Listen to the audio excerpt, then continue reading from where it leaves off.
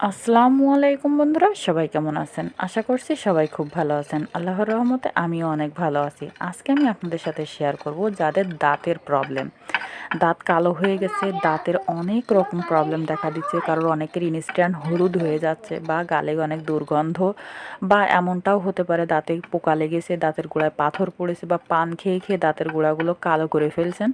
তাদের জন্য আজকের এই ভিডিওটি।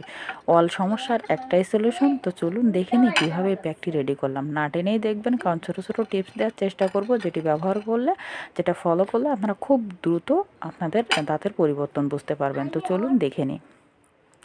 এখানে আমি নিয়ে নিয়েছি ডালচিনি। ডালচিনি কিন্তু আপনারা সাধারণত সবার বাড়িতে থাকে, কারণ যখনই মাংস আমাদের রান্না হয় তখনই কিন্তু ডালচিনি নিয়ে আসে। তো এটা আমি কিন্তু এটা দেখতে পাচ্ছেন যে আমি হামানদিস্তার যে হাতুলটা আছে সেটা দিয়ে কিন্তু ভালো হচ্ছে না, তাই আমি এটা শিলপাটায় বেটে আমি ফিরে আসছি।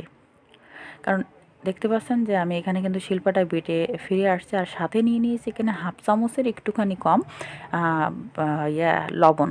লবণটা আমি দিয়ে ফেলছি, আমি ক্যামেরায় দেখাতে পারিনি, তো সরি। লবণ এখানে কিন্তু আপনারা আপনাদের বাড়িতে যে লবণ খান সেই লবণই দিবেন, কারণ লবণ কিন্তু আমাদের শরীরের জন্য খারাপ হলেও দাঁতের জন্য খারাপ না। যাদের অনেক সময় ঠান্ডা জিনিস খেলে দাঁতের গোড়া শিরশির করে বা গরম জিনিস খেলে দাঁতের গোড়া শিরশির করে, তারা কিন্তু অবশ্যই অবশ্যই লবণ দিবেন। দাঁতের বিভিন্ন সমস্যার কারণে কিন্তু লবণ আমাদের দাঁতের জন্য খুবই ভালো। তাই দুইটা উপকরণ আমি ভালোভাবে মিক্সড করে নিয়েছি। এবার আমি এখানে দিয়ে দিলাম আমার যে দাঁত মাজার যে পাউডারটা।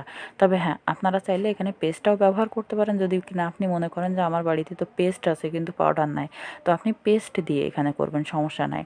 তো যেহেতু পেস্ট দিলে আমি এখানে লেবুর রস নিয়ে নিয়েছি, তখন আপনার কিন্তু লেবুর রসটা একটু কম দিতে হবে।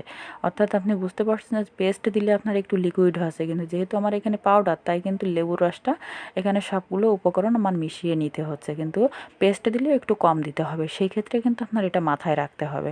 তো সবগুলো উপাদান আমি ভালোভাবে মিক্সড করে নেব। এটা কিন্তু ব্যবহার করার জন্য আপনি সকালে বানিয়ে সকালে, দুপুরে এবং রাত্রে ব্যবহার করতে পারবেন। একদিনই এনাফ। কিন্তু যদি আপনার মনে হয় যে না, আমার দাঁতের আরও একটু পরিবর্তন, অনেক দিনের পুরানো সমস্যা, যেমন গালের দুর্গন্ধ, দাগ, পাথর সব কিছু মিলিয়ে অনেক দিনের, তাহলে সেই ক্ষেত্রে আপনি সপ্তাহে 2 থেকে 3 দিন করুন। আর যদি মনে করেন যে না, আমার বেশি প্রবলেম না, হালকা পাতলা প্রবলেম, তাহলে আপনি একদিনই ব্যবহার করলে, আপনি 3 বেলা ব্যবহার করেন, আপনার দাঁতের অল প্রবলেম সলভ হয়ে যাবে। তো দেখতে পাচ্ছেন সবগুলো উপাদান কিন্তু ভালোভাবে মিক্সড করে নিছি।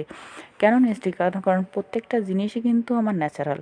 এখানে কিন্তু কোনো সাইড ইফেক্টস হওয়ার কোনো প্রবলেম নাই। তাই আপনারা কিন্তু অবশ্যই অবশ্যই এটা একবার ব্যবহার করবেন। ট্রাই করে দেখার উদ্দেশ্যেও ব্যবহার করবেন, কারণ আমি এটাতে বেটার রেজাল্ট পেয়েছি, তাই আমি আপনাদের সাথে শেয়ার করলাম। তো দেখতে পাচ্ছেন যে আমি কিন্তু সুন্দরভাবে ঘুরিয়ে ঘুরিয়ে করে নিয়েছি। এভাবে আপনারা নর্মাল ফ্রিজে রেখে দিতে পারেন।